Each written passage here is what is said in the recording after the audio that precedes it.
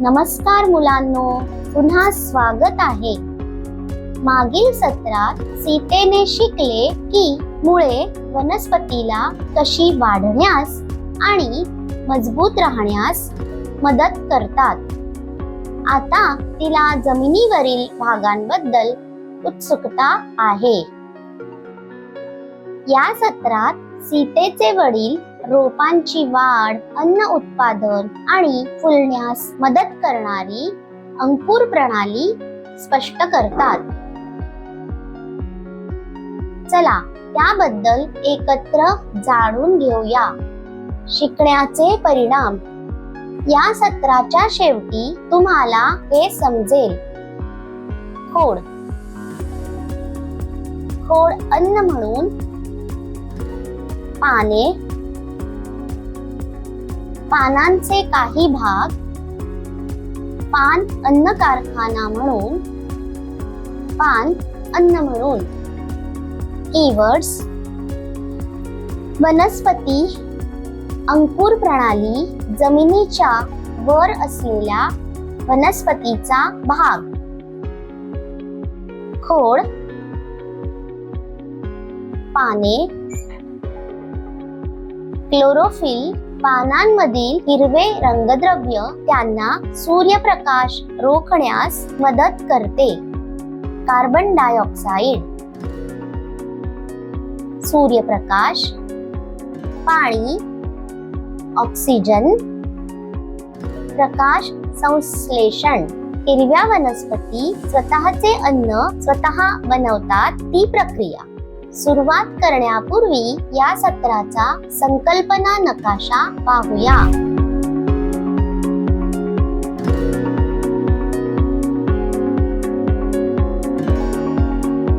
सीतेच्या वडिलांनी तिला एक वनस्पती दाखवली आणि सांगितले की जमिनीच्या वर असलेल्या वनस्पतीला, या भागाला अंकुर प्रणाली म्हणतात. खोड, फांद्या, पाने, फुले आणि फळे यांना अंकुर प्रणाली म्हणतात.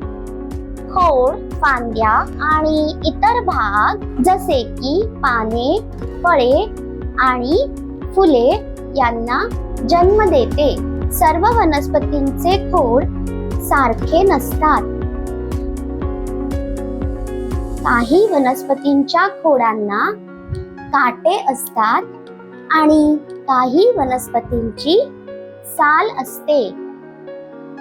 काही वनस्पतींचे खोड मऊ असते आणि काही खडबडीत असतात.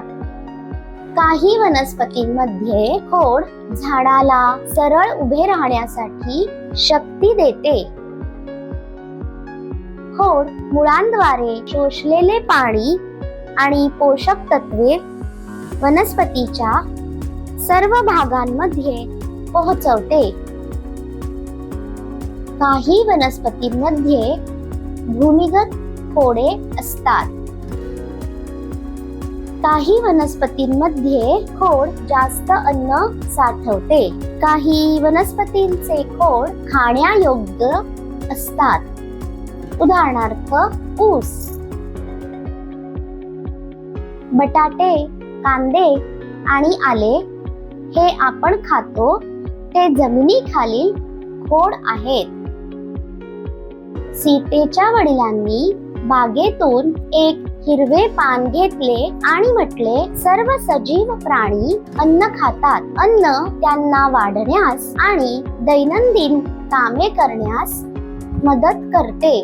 मानव आणि प्राणी, इतर प्राणी किंवा वनस्पती अन्न म्हणून खातात, परंतु वनस्पती मानव किंवा प्राण्यांप्रमाणे खाऊ शकत नाहीत.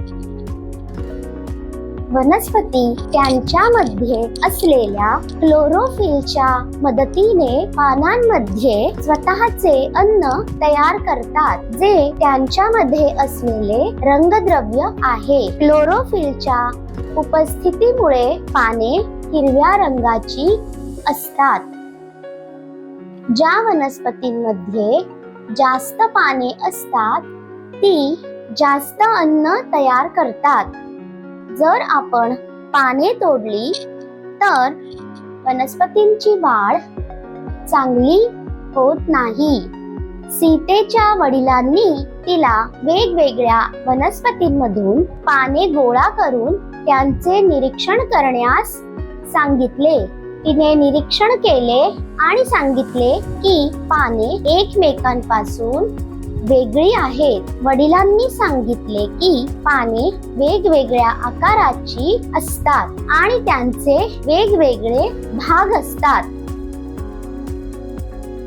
तथापि बहुतेक पानांमध्ये काही मूलभूत भाग सामान्य असतात.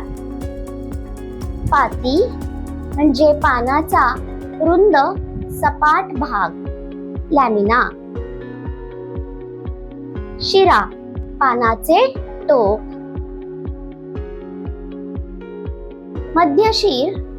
मध्यशीर पानाच्या मध्यभागी चालते.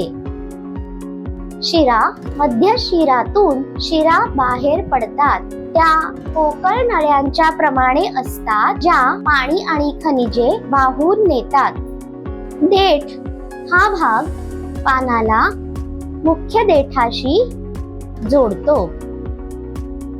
पर्णछिद्र हे पानांच्या पायथ्याशी आढळणारे लहान छिद्र किंवा छिद्रे असतात. या छिद्रांमधून हवा वनस्पतींमध्ये प्रवेश करते आणि बाहेर पडते. पर्णछिद्र वनस्पतींना श्वास घेण्यास मदत करते. पर्णछिद्र वायूंची देवाणघेवाण करण्यासाठी वापरले जाते. पाने ही वनस्पतींचे अन्न कारखाने आहेत. वनस्पती प्रकाश संश्लेषण नावाच्या प्रक्रियेद्वारे स्वतः अन्न तयार करून अन्न मिळवतात. प्रकाश संश्लेषण हे दोन शब्दांपासून बनले आहे, छायाचित्र आणि संश्लेषण. प्रकाश आणि संश्लेषण म्हणजे निर्मिती.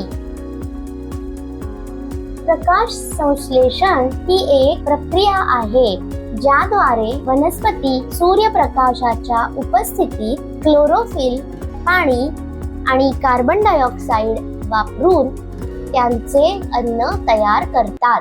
पाणी मुळांद्वारे शोषले जाते आणि नळ्यांद्वारे पानांमध्ये जाते. हवेतील कार्बन डायऑक्साइड पानांमधील लहान छिद्रांमधून जातो. पानांमधील क्लोरोफिल नावाचा हिरवा रंगद्रव्य त्यांना सूर्यप्रकाश अडकवण्यास मदत करतो. या हिरव्या रंगद्रव्यामुळे बहुतेक पाने हिरव्या रंगाची असतात.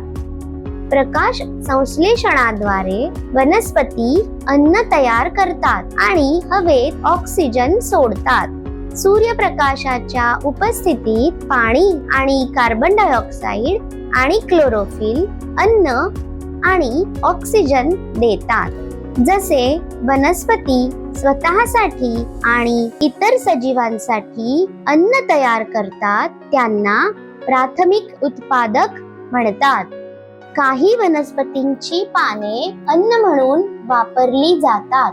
काही वनस्पतींमध्ये पानांमध्ये अतिरिक्त अन्न साठवले जाते. आपण कोबी, मोरिंगा, धडे इत्यादी वनस्पतींची पाने खातो.